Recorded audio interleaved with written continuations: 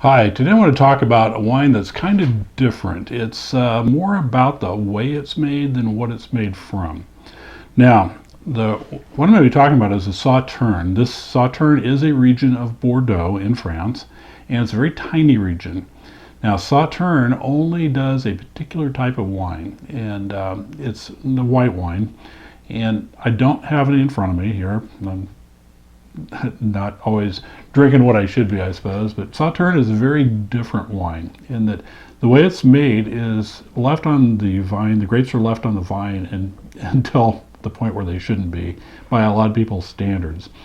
And it takes certain growing conditions for this to happen, but if they get the right amount of rain and moisture at the right time and all the conditions come together right, which doesn't happen every year, the grapes start to get moldy in a particular way. And it's, yeah, if you and I were looking at those in the grocery store, we'd turn up our nose, walk away, and get as far away from those as we could.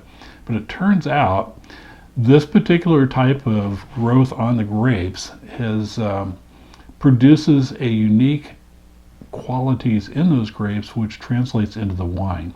It intensifies the sweetness without making them syrupy. It changes the flavor and lightens it considerably.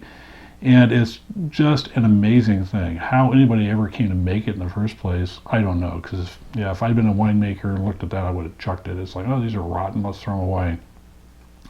But it's along that same line, this condition is referred to as the noble rot. In other words, this rotting condition that the grapes get into is so intense and so satisfying that it was reserved for royalty at the time. Only the royalty could afford to drink it because it was so expensive or so wonderful or so whatever that it was reserved for just for the upper royal class.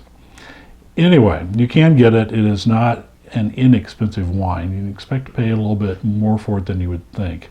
Often you'll find them coming in what's referred to as a split. It's a half a bottle, 375 milliliters. But this stuff is amazing, and it is sweet. It's very sweet. It's the difference is that it's not that sickening, cloying sweetness that you often find with cheap, sweet white wines.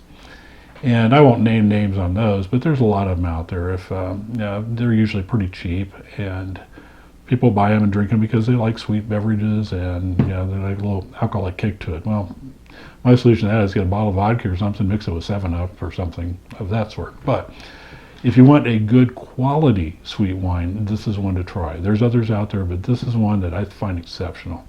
First time I ever had it, I took a sip of it.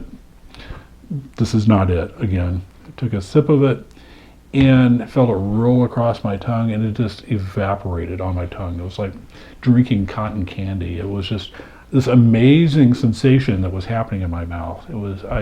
It's hard to even come close to describing it.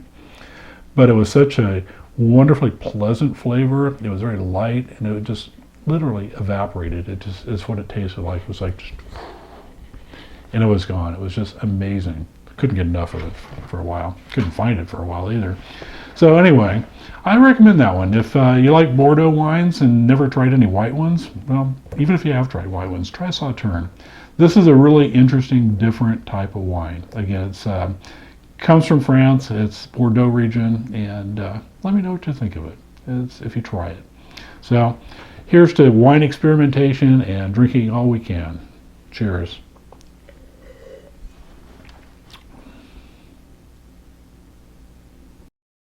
Some of the characteristics you will find with this wine is it's got an earthy, dusty taste to it typically. You'll find it tends to be a little bit more tart or acid than some of the other regions of France and other regions of the world.